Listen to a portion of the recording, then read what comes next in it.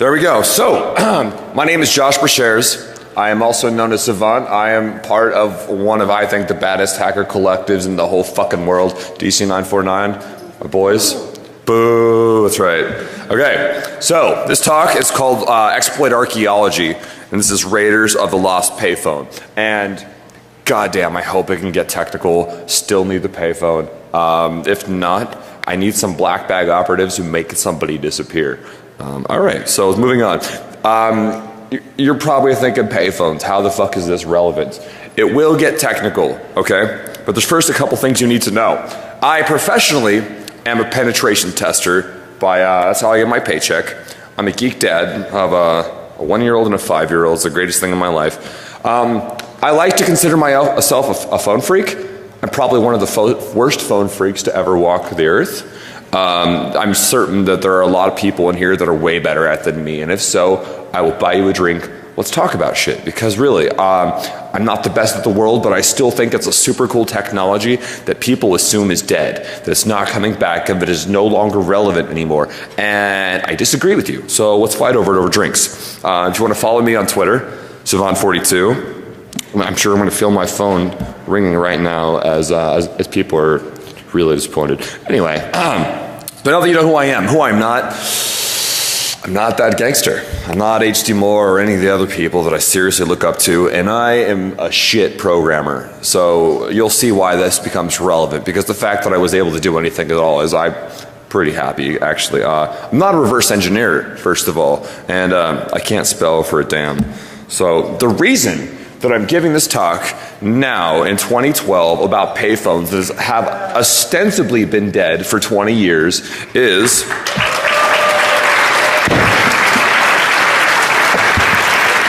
somebody tell 303 to cancel the body bag.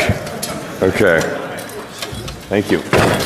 So the reason we're doing this talk is that a couple buddies of mine, one of them is here, was going to be a former buddy of mine. I'm just kidding, Rick. I got a payphone as a gift, and I've always wanted one, right? Except I didn't have anything else for it. It's fucking 25 years old. So basically, it was ostensibly an anvil. It was a 50-pound paperweight, and my whole goal in life was to get this piece of shit working again. But not only that, is I wanted to see how can I make this relevant to what I do professionally as a penetration tester. And I know you're thinking nothing. But that's not true, and we'll get there.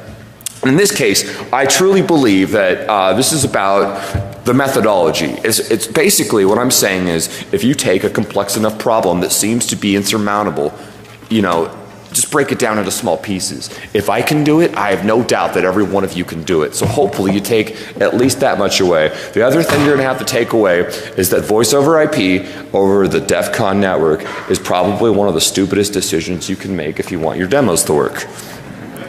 Moving on. And like I said, this is more about the journey and not the destination. And basically, to see if I could do it. You might notice a theme in Exploit Archaeology. No Shia LaBeouf though, we don't talk about that. So, as I'm sure you are aware right fucking now, traveling with a payphone to Vegas or anywhere else in the world, especially without receipts, is a huge fucking pain in the ass. I've done this before. I went with FedEx, and basically this ended up happening. And so I was like, this guy. That's pretty much how I was in the speaker room right now. Ask any of the proctors. These guys are amazing. Wait, give it a fucking the goons and the proctors. Seriously, okay. So now that's done. So a little bit of back history. Has anybody never used a payphone? Yeah, a couple people, right? Has anybody ever even seen a payphone? Because they are there, they're everywhere, right? But they're kind of like homeless people. You don't know them, they're so quiet that you kind of just step over them and look right past them, and they beg for your change. So, payphones kind of be used like this picture, Grand Central Station, etc., etc. Like this is before cell phones, pagers started to become a thing, and if you wanted to call somebody or on the road, you used a payphone, right? Nowadays, they're a little more like this, and I don't know if the chain link fence shows up in this picture, but it is immediately in front of the payphone. They didn't bother tearing it down, they're like, fuck it, chain link fence. And they're like this. And that guy. And this is really useful. So nowadays, if you see a payphone in your lap, you're like, hey, you remember payphones? Wasn't that shit cute? Hello? And now if you see somebody using a payphone in a neighborhood you're driving through, you lock your fucking doors, you roll up the windows, and you drive as fast as possible. Even Indiana Jones is fucking done with it. So basically, ever since I was a kid, and I kind of alluded to this before, I've always wanted my very own payphone. It didn't happen until later in life, and some of you people born after the early 80s might not recognize this. This is from the Young Indiana Jones Chronicles. So anyway, again, going with that theme. So basically, having wanted this all my life and having been a huge nerd, I've been looking for this rare and precious artifact. One day, I got one. Thanks large part to this guy. This is generic. Say hello. Hello. Thank you. And a very good friend of mine, Tiffany. Rick was actually holding on to this payphone for a while I needed some help doing things. So a little background about where you see them anymore. I'm sure you've noticed that there's a few in the casino, and they're not really relevant to this talk, or I would have ripped one straight out of the fucking wall and brought it up on stage, because those are typically Protels and Nortels. They're a completely different beast, but we'll get into that. But where payphones are still really relevant and popular right now is in correctional facilities, is in prisons. It's still kind of a big deal to them. And yeah, this one, or at least that one, is actually from a prison. And yeah, I cleaned the ever-loving shit out of that. I really don't want herpetogonosyphilis or any of that business. So hopefully being in Vegas for a week didn't set me back any. But let's talk a brief bit, about the different types of payphones, right? So if you think about phone phreaking lore traditionally, you're probably thinking of what is known as a BOCOT, colloquially. That is a Bell-owned, coin-operated telephone. Those are the ones that more often than not you see people phone phreaking or trying to. The difference being these guys right here are COCOTs, customer-owned, coin-operated telephone. This is an example, Pacific Bell, representing California.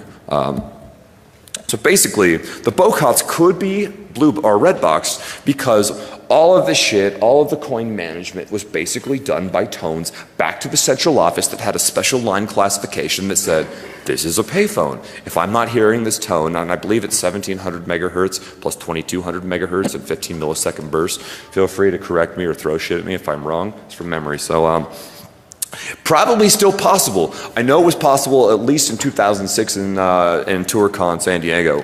TourCon. It's probably still possible somewhere in the US, but I haven't seen them in a while. If you know of any recently, I'd love to hear about it. I'll buy you a drink.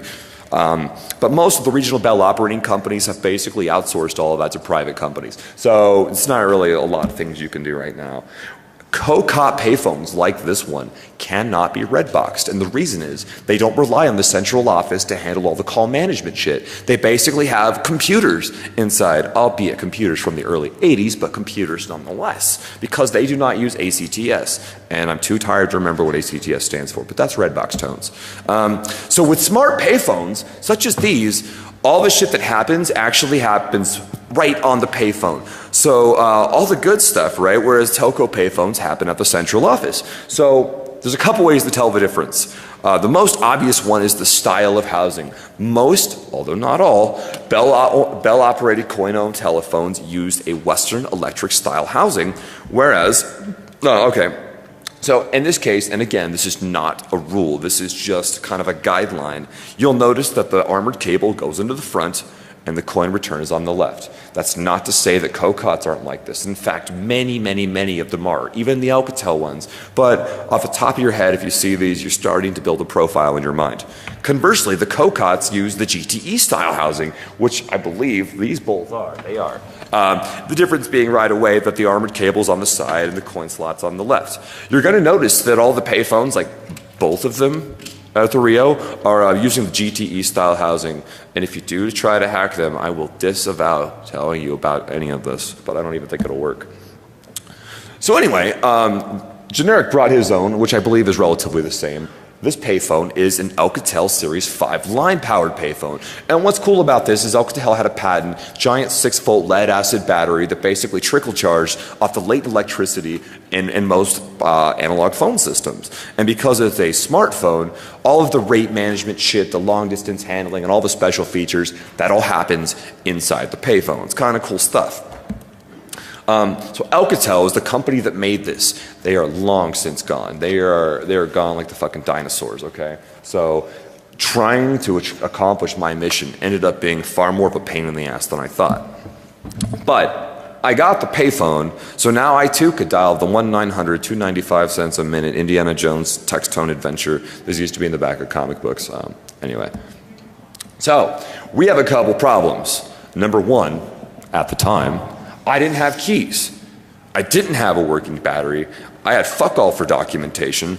Not only that, but the phone was from a different area code, which meant if I wanted to call my wife like, hey, how you doing? It was like $8 in quarters. So then you have to go to the laundromat. Okay, that's not a good solution. So there's a couple things we need to do. The methodology, right? First, get the phone open. Second, replace the battery. And third, reprogram for free calls. And then afterwards, then we can start to do some interesting shit with it. So the first goal that I had was I wanted to open the payphone, but I didn't want to drill it. I didn't want to use a crowbar. And I mean, I wanted to blow something up, but not my payphone. So that was out. So the goal here was non-destructive entry and keep the phone as intact as possible. So we had to come up with some cool solutions. I had to pick these locks. Now at the time I was really lousy at it, but I've since gotten better. Then there's three types of keys that you need. So there's the upper housing lock. All right, this is a bit lower security, which is weird, but we'll get into that later because really the important shit's in here.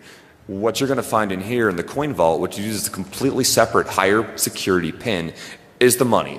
And on average, they hold about $120 in quarters. If you're a penetration tester, you're probably going to make that money back before you'll get the payphone open. So it's not necessarily worth your time, but we'll get into that in a second. Finally, there's a T-wrench, and I believe I have it in my pocket. Dear God, I hope so. If not, not terribly relevant. But basically, this is a torque wrench.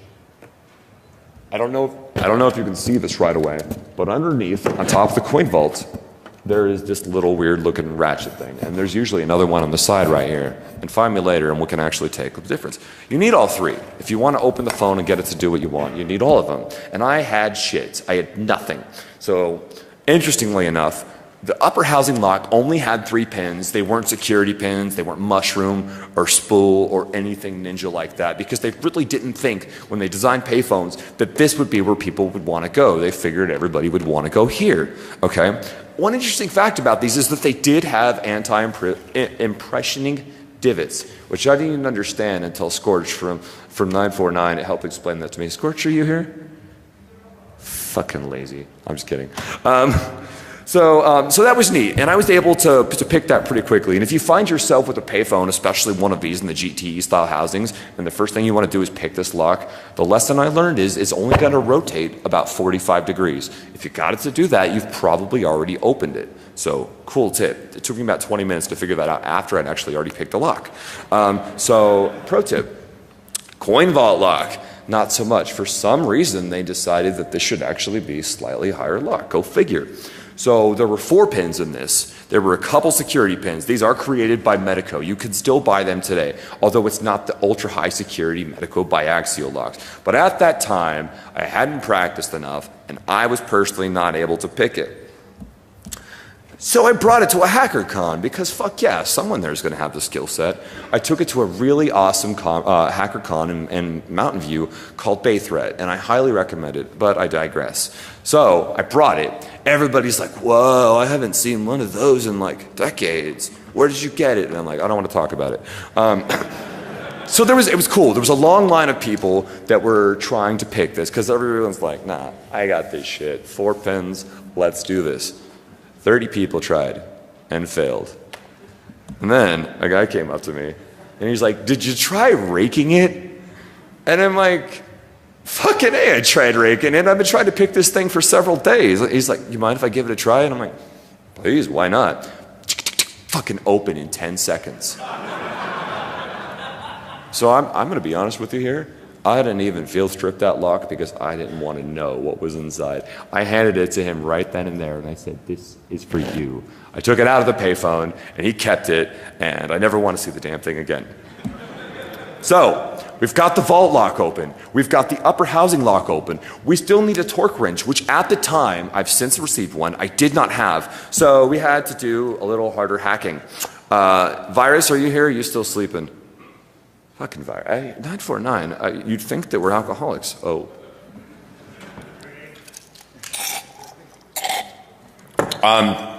So we took one of the old DEFCON badges and we're actually able to kind of hack something together with a badge clip, a nice wrench, and some faith. And what we came up with was a little bit something like this. You get the general idea. It looks a bit like a legitimate payphone torque wrench, but it worked. Now we got the damn thing open. Yes! Okay, step 2. Dead battery. So because these are line powered and all the computer shit on the inside needs enough juice to sort of make the calls once you take the phone off the hook, you need to have a battery that actually retains a charge. And these are a lot harder to get, or at least I thought at the time. So I went to payphone.com, which did have the battery for a great price. $5. Oh, and it's only $35 to ship it. Or more if you want it expedited. So I paid it. What are you gonna do? And yeah, I was a mad bro. Okay, so now that the phone is sort of alive, we can get a dial tone theoretically. We can move on from that to the next step, okay? So the problem we're still dealing with is the payphone is from, I don't know, some Nigerian or some such PSTN extension. So actually using it was kind of out of the question at this point. So basically we needed a means to reprogram it. So we got to zero out the rates table, which is basically determines how much money they're going to charge per call. Then I wanted to find some vulnerabilities in the software, which would have been awesome, except we'll get into that later. And somehow maybe turn a profit. Step 4. So the first hack I was able to do before I was able to actually get any sort of software was, by law, all telephones that actually have a dial tone are required to make 911 a free call. So with an analog telephone adapter and a little asterisk Linux PBX magic, you dial 911 on my phone and it gives you a secondary dial tone. Sweet, right? Cool. It's funny, people come over to my house and like, "Oh, no way, a payphone, it's dial tone, how do I call?" And I'm like, "Dial 911. And they're like, "Fuck you, buddy." And I'm like, "No, seriously, dial 911. It's from my house. If the cops show up, I'll fucking deal with it." So they did, and they're like, "Oh, okay." So that was cool, and it worked, but it was super sloppy, and it was not really what I wanted. I wanted a working payphone that worked for free. So the documentation was basically non-existent, and for several months I put in the phrase Alcatel in eBay with a hope and a pray, and eventually I started to get some hits. And it was cool to some extent. It didn't talk about how to actually install the payphone. It was part 2 of a 3-part manual. So kind of helpful. In the long run, not so much. Okay, so maybe I could contact Alcatel, right? Maybe some of the engineers are around. Nope. Long gone. So I went to eBay and paid way too much money for a photocopy from a guy, and I'm probably the only one who's ever bought one, but you know what, the very next week he had another one listed because they're fucking photocopies. So if anybody wants a copy, contact me after the talk for free. So basically I had part 2 of the 3-part manual, and it's ostensibly like looking at the Rosetta Stone, because only having one piece of it didn't mean a whole hell of a lot to me, but it was something, right? Okay, we're getting there. And this is Hackajar. I'm sure he's not here because we're hackers and we sleep in, and 11's early for us. Okay, so it was useful, but only to some extent, because I didn't actually have the software to reprogram it. So I found out from the manual that there are actually 3 ways to reprogram Alcatel payphones.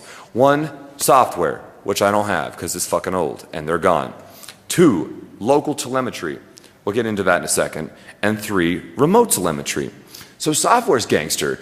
If you manage to find a copy of, though, this is not freeware software, you have to then have a serial number from a company that has been dead in the ground for 20 years. So Local telemetry is another option, and if you've got the keys or some lockpick skills and you own the phone, I have to emphasize that, or EFF will probably not take my cause, then you can open this up. And you could do it from the field, and I'm sorry I'm losing this guy. I'm going to try and make this a little more interesting for you. So basically, you push the button, you flash the hook, there's voice prompts, whatever. You can reprogram it. And remote telemetry is where it's get badass, and that's where I teach all of you guys how to own all the payphones.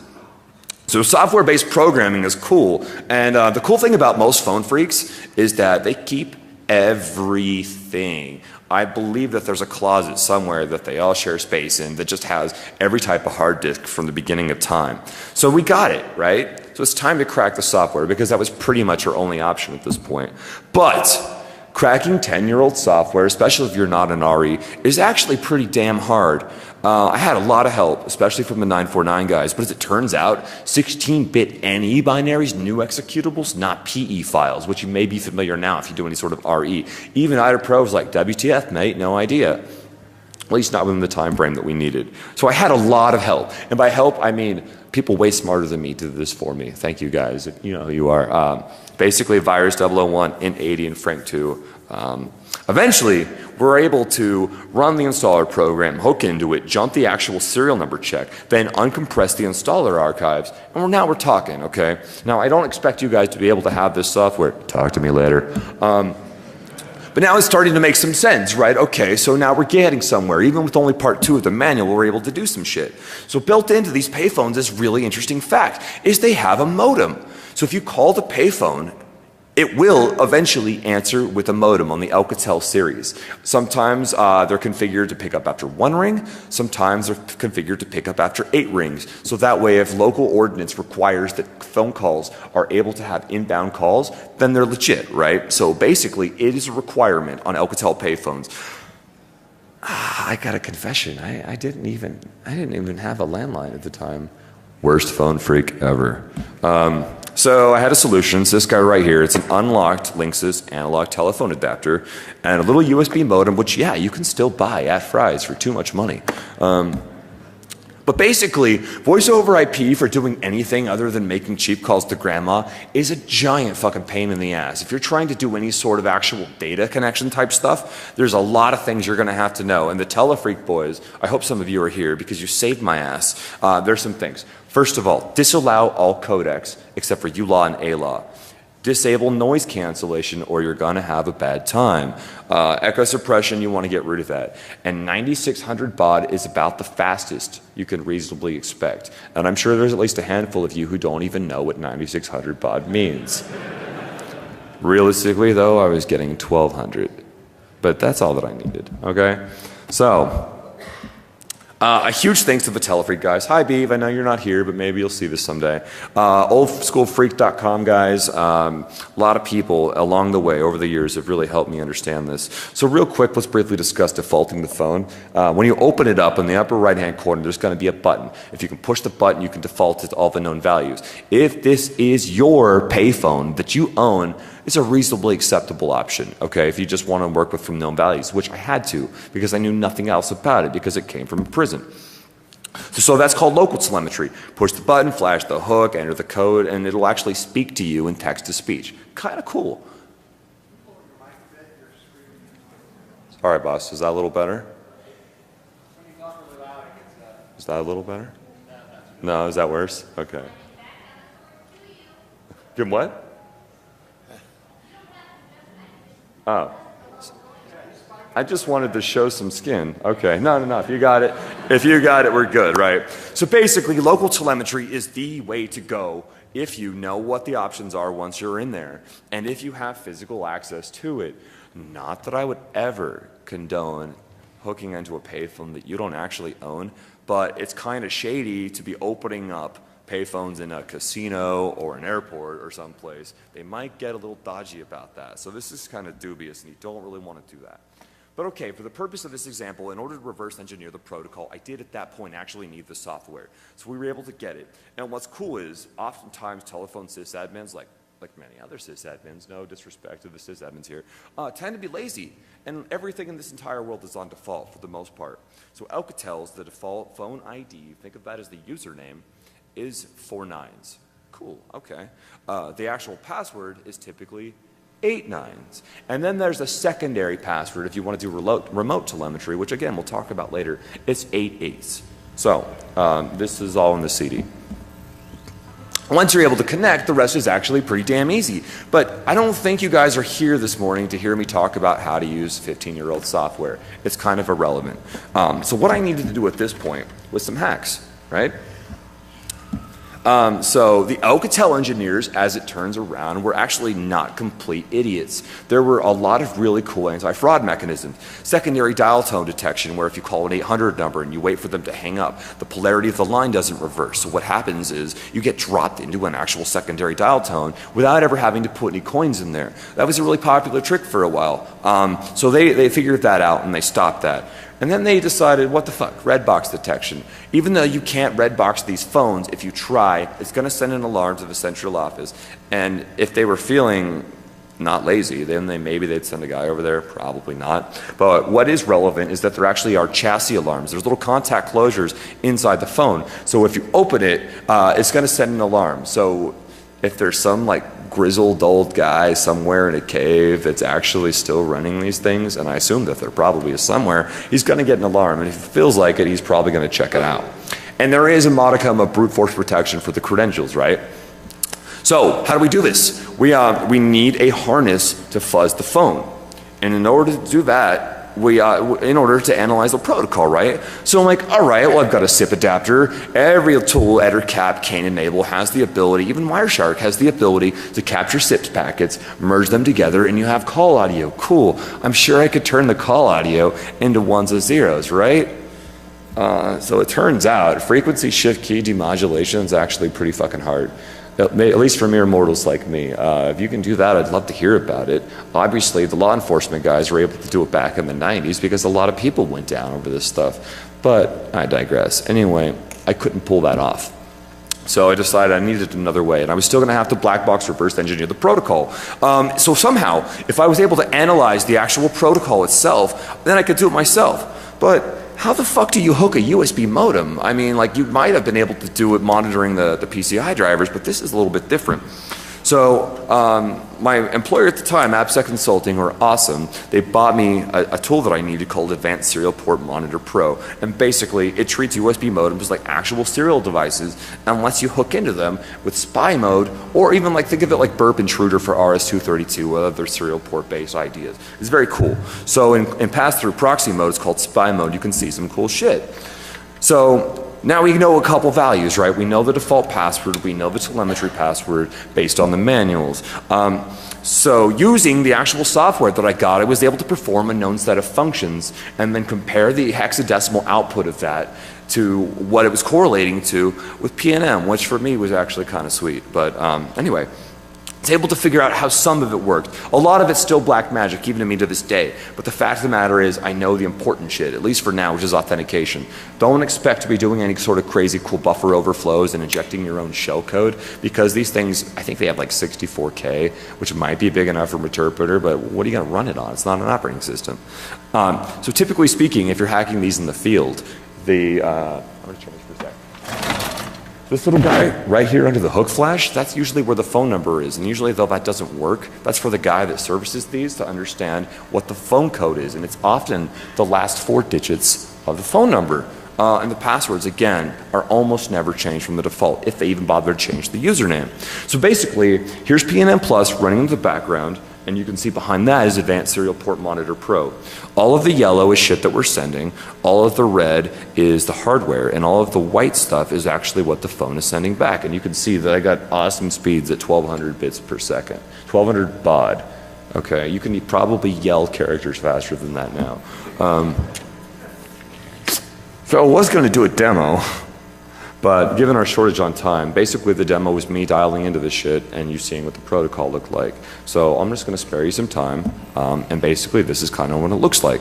So the ATDT is the haste command dial string. In this case, I had it set up for 7 ones, and then beyond that, it sends a start and then a quick user ID. In this case, it's 09090909, which also for some reason correlates to hexadecimal tab, and then an end transmission.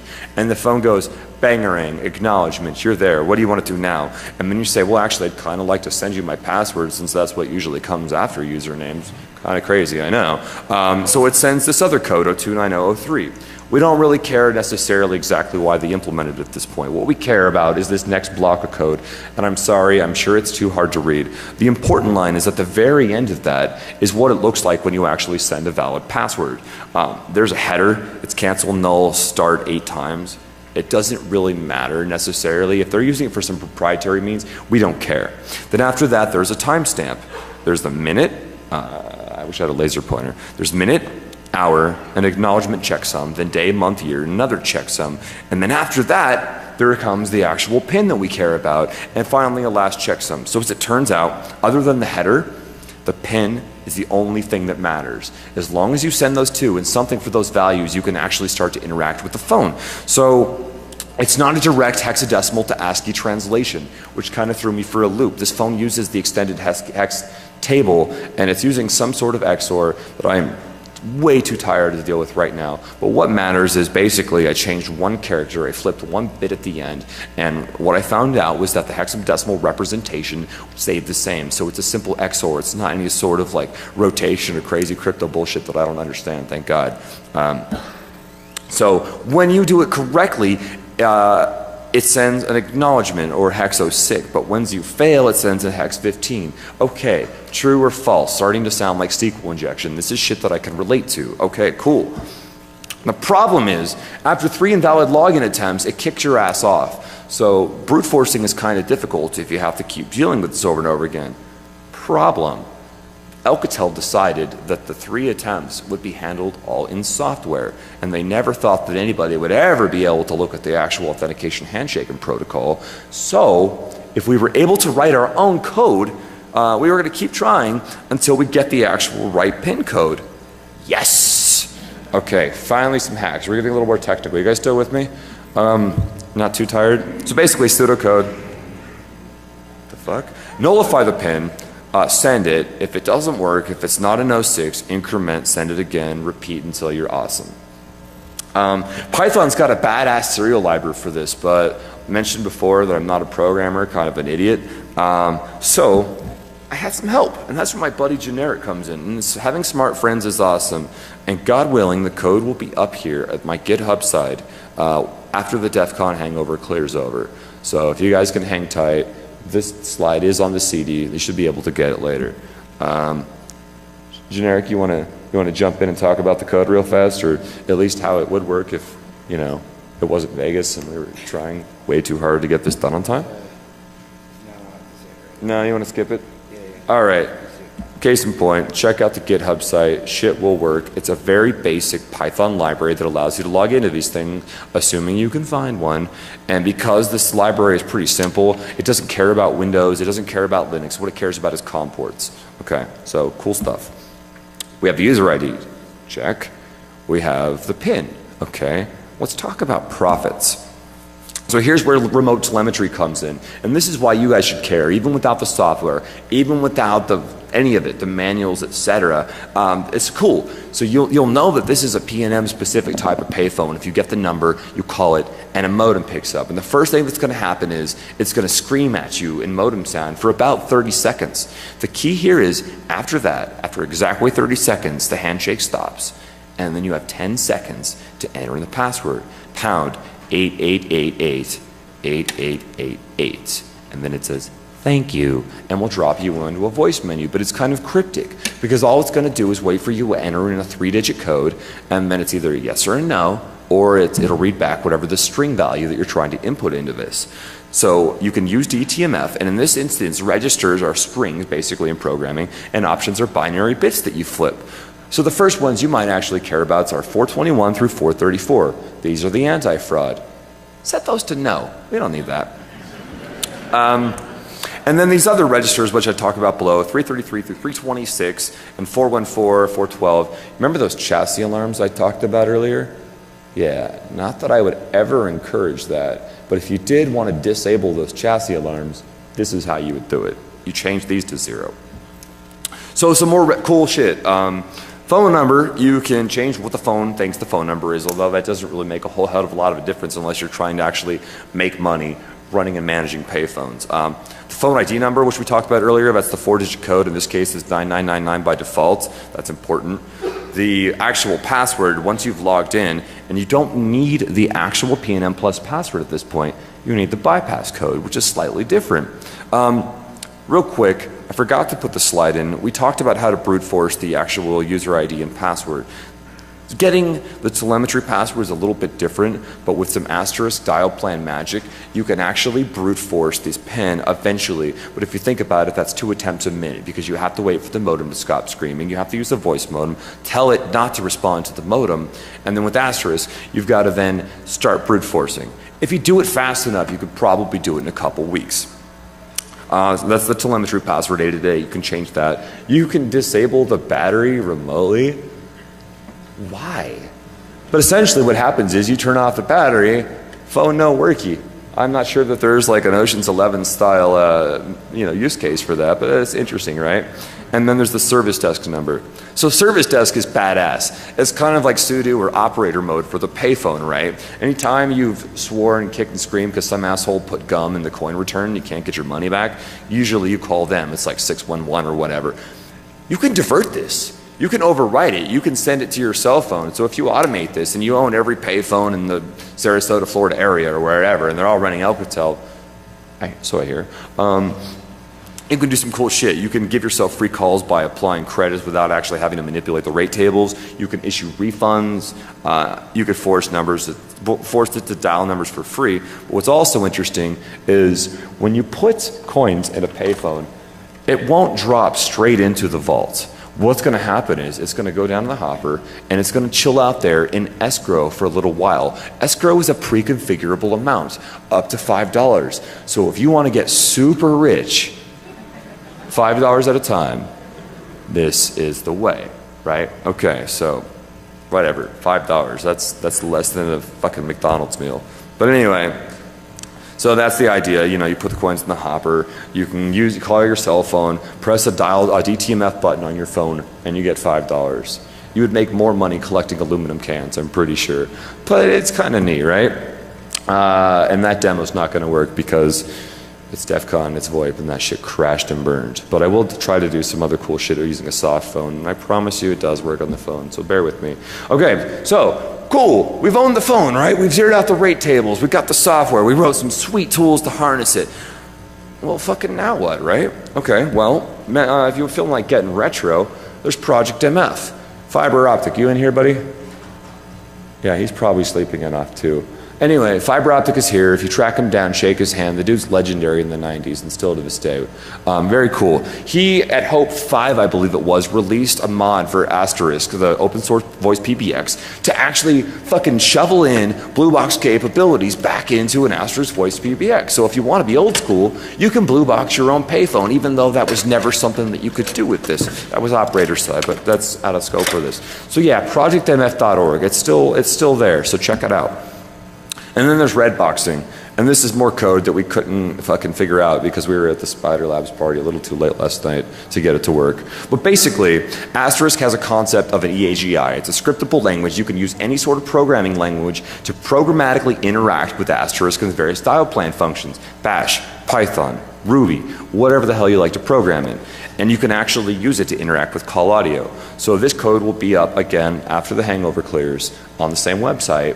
But basically the idea is it records the audio using AGI. My 949 buddies know a couple things about SOCs. I don't know if you heard about that whole shattering Google reCAPTCHA thing over and over and over and over and over again. There's some SOCs magic involved in that. So basically the idea is you record the wave. Here, good thing I have this guy. You guys remember these? A lot of people won't. And since I mentioned blue boxes.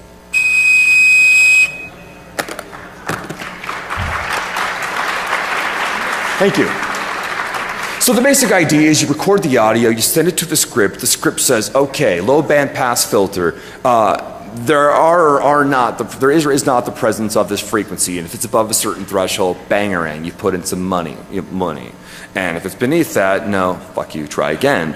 So if the coin value is greater than or equal to 25 cents, you pre-program that. Awesome, you can now red box through asterisk, so this code will be there soon. So that's cool, novel, right, whatever. But you know, we're hackers, we're pen testers. At this point, it's still just a novelty.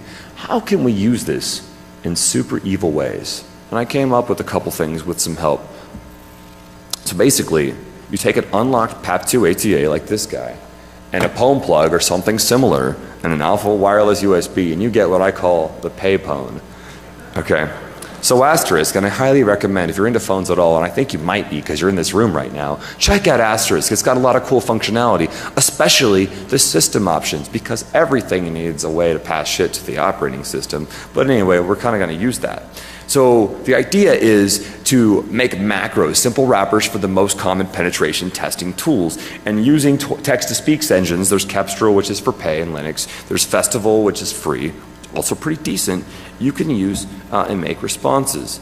And a very good friend of mine helped me write code. Inasmir, are you in here? God damn, you'd think 11 a.m. would have been late enough, but I guess everybody had a good time. So again, the payphones themselves are having some issues right now. So what I want to do is send this shit over. Don't read my email. Let's see. So, dear God, please work. All right.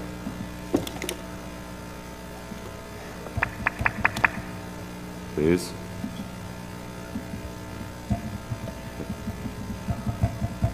I did not drink enough booze for the demo gods, apparently. I swear to God, I really did practice this. Oh, I don't have internets. Awesome. That's not gonna work. You're my laptop, hacking my stuff. 10 minutes. All right, I'm gonna haul ass, you guys.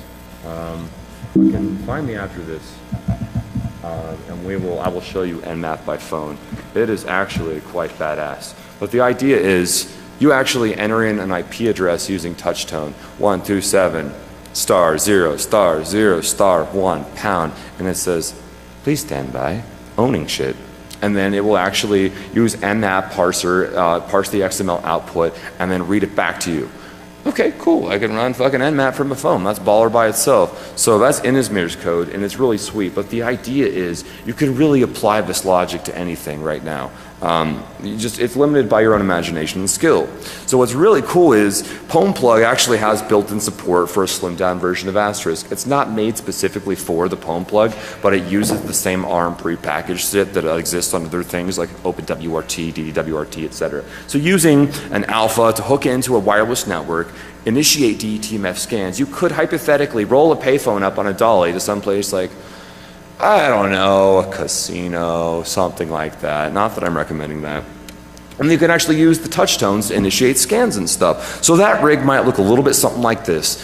Duct tape it behind the actual payphone and then roll that fucker in there. If you walk around after this talk, I hope you'll start looking for them, because basically now they're just empty wooden shells, which is cool.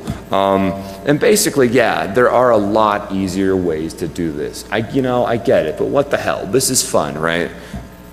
And be honest with me, if you saw a payphone, would you really expect it to be owning your network? Okay, so call interception. Dear God, please work. I swear to God, it worked in the demo in the other room, right? I think that's always the way. All right, you guys, this is what's going to happen right now.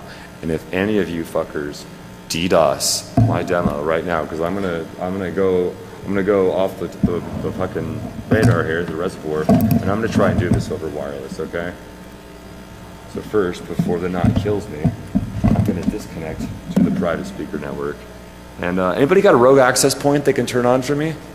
Yeah, like you can steal my shit, just make sure it goes to the internet. That's all I'm asking for. There's SIP credentials, and if you've never looked at SIP, it's basically HTTP. Seriously, check it out sometimes. What up? I'm tempting the demo gods as it is right now. I really do appreciate the option to tether, but that shit ain't gonna happen. Come on. Whoever's running the Rogue AP, could you just turn the power up just a little bit? You're not routing, that was the only thing I asked for. Corey Addison, can I use your iPad? Why don't you come? It's your iPad? Oh, I don't remember that password, dude. It's been a while. I appreciate that. That's Corey and Monica, by the way. They're awesome. Game over, you lose. That sounds legit. All right. I know that feeling right now. Let me try the knock one more time. Basically, the idea is this. Now that you own the payphone, and if you're clever enough to be able to get an analog telephone adapter into the payphone, now you can start to do some really cool shit. Call interception. So basically, phone tapping. It's a cool idea if you can get it to work. I swear to God, it works in the speaker room. Let's try this one more time. Okay, 411. Thinks it's working. I'm gonna call my cell phone. You can call me on this, but come on, do it at a reasonable hour. Right, really? Already? Fuck you, I'm not answering an unknown number. I don't care which one of you it is.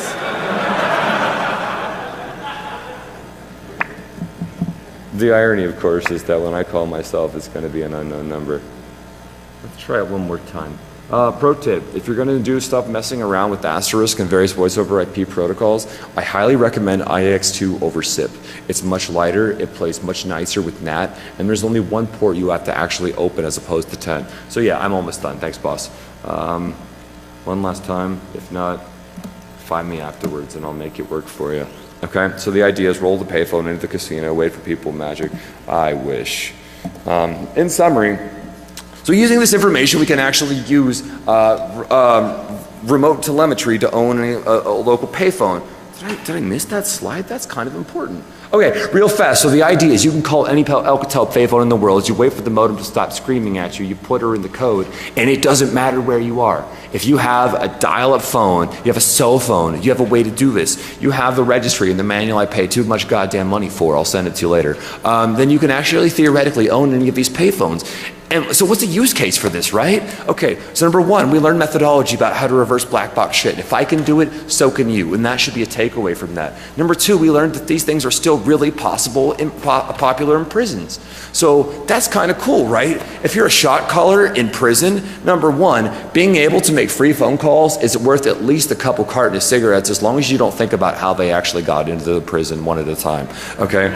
The other thing is, if you're running a gang inside prison, you know, you got the race wars or whatever else. The ability to intercept the calls and divert the calls of your enemies in prison is actually a pretty interesting use case. I made this relevant. It took me a while to figure that out, but seriously, okay? But the other thing to take away from this is that even though payphones are 20 years old and they're sort of moded technology, there's a lot of old shit out there. As a pen tester, I still see IBM X400s, ZOSs. SCADA is the new hotness right now, so if you want to do that shit, there you go. And with the payphone and the asterisk system command dial-through possibility, you can basically do whatever you want with these things, okay? And you know, not to get a little sentimental and cheesy, but I don't want these things to go away because they were so important, especially if you're like me and you like The Wire, because they use payphones all the time in that, and I wanted to be that guy. So here's some more information. Hack Canada did a zine a really long time ago that talked about these in brief. The Alcatel docs, payphones.50megs.com actually has some pretty cool documentation. You can get the Nmap script from Inasmir Ben Jackson off of his site. This is again on the CD. The GitHub site will have the code, and if you really want to, you can give those thieving bastards at payphone.com some money, or you can just go to Fry's and hack together a 6-volt lead acid battery. Okay? Questions? I think we're running pretty low on time. All right, well, if you think of something later and you want to buy me a drink, that works. So a bunch of people I want to thank. DEFCON, thank you. Tiffany Generic here, who gave me the damn payphone. Doc Who for the fucking awesome title image. My boys at DC949. Inasmir, Black Ratchet, rest in peace. The Beeve, who couldn't make it. Strom Carlson, rest in peace. The BinRev.com boys, I love you guys. Old School Freak, and most importantly you.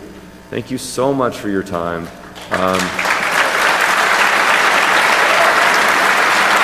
Thank you.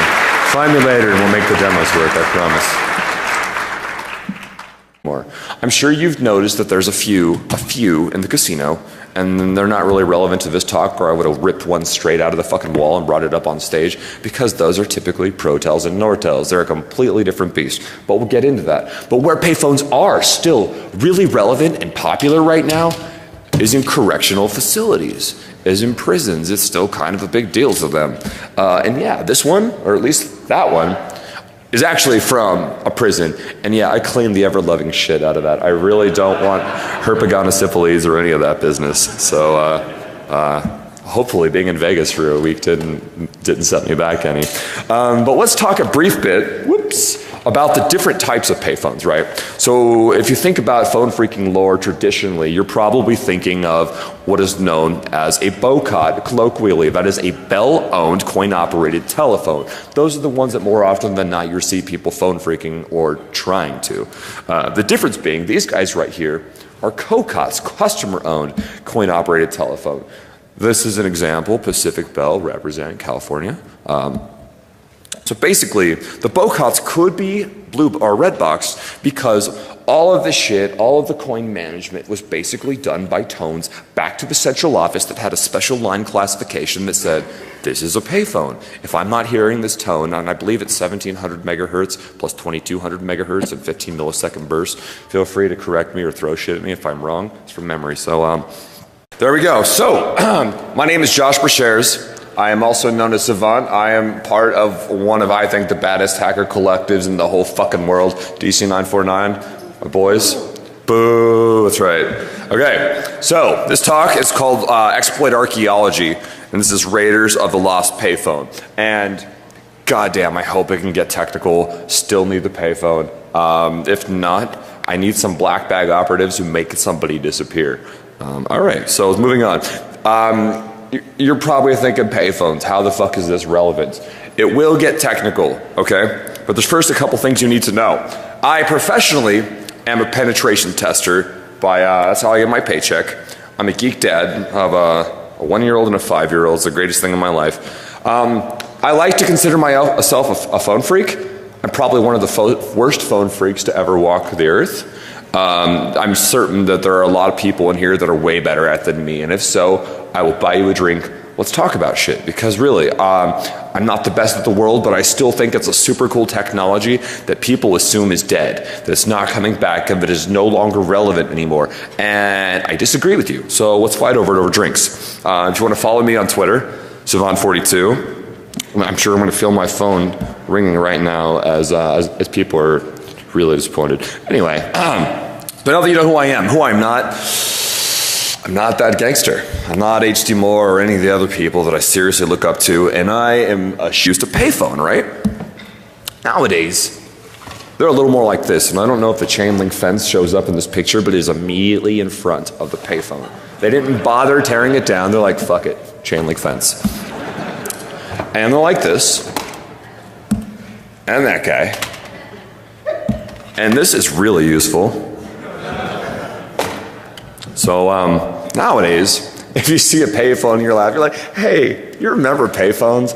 Wasn't that shit cute? Hello? And now if you see somebody using a payphone in a neighborhood you're driving through, you lock your fucking doors, you roll up the windows, and you drive as fast as possible. Even Indiana Jones is fucking done with it.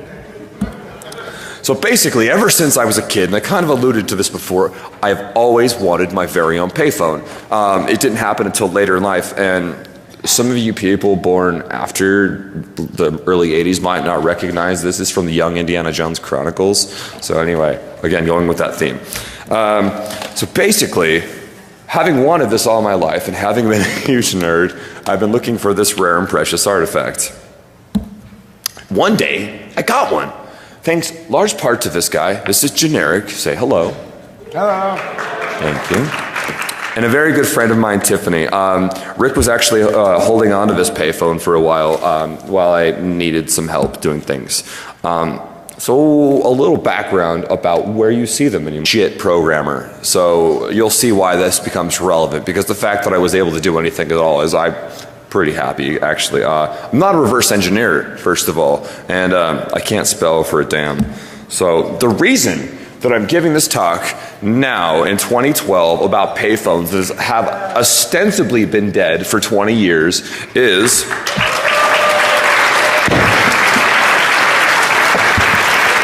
somebody tell 303 to cancel the body bag. Okay. Thank you. So the reason we're doing this talk is that a couple buddies of mine, one of them is here, was going to be a former buddy of mine. I'm just kidding, Rick. I got a payphone as a gift, and I've always wanted one, right? Except I didn't have anything else for it. It's fucking 25 years old. So basically, it was ostensibly an anvil. It was a 50-pound paperweight, and my whole goal in life was to get this piece of shit working again. But not only that, is I wanted to see how can I make this relevant to what I do professionally as a penetration tester. And I know you're thinking nothing. But that's not true, and we'll get there. In this case, I truly believe that this is about the methodology. It's basically what I'm saying is if you take a complex enough problem that seems to be insurmountable, you know, just break it down into small pieces. If I can do it, I have no doubt that every one of you can do it. So hopefully you take at least that much away. The other thing you're going to have to take away is that voice over IP over the DEFCON network is probably one of the stupidest decisions you can make if you want your demos to work. Moving on. And like I said, this is more about the journey and not the destination. And basically, to see if I could do it. You might notice a theme in exploit archaeology. No Shia LaBeouf though, we don't talk about that. So, as I'm sure you are aware right fucking now, traveling with a payphone to Vegas or anywhere else in the world, especially without receipts, is a huge fucking pain in the ass. I've done this before. I went with FedEx, and basically this ended up happening. And so I was like, this guy. That's pretty much how I was in the speaker room right now. Ask any of the proctors. These guys are amazing. Wait, give it a fucking the goons and the proctors. Seriously, okay. So now that's done. So a little bit of back history. Has anybody never used a payphone? Yeah, a couple people, right? Has anybody ever even seen a payphone?